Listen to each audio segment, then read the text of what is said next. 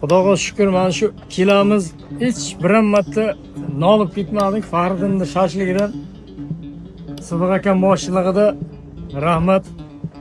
Istixon xalqi mazza qilyapti. Rahmat ey, mana shunday shashpirishlar xizmat qilayotganlar ko'paysin. Rahmat sizga. Bismillahirrahmanirrahim.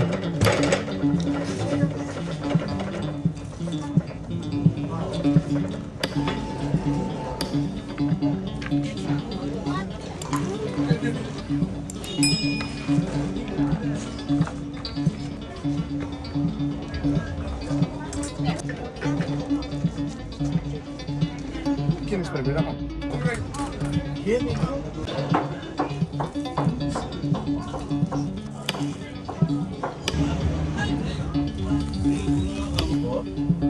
Volkan?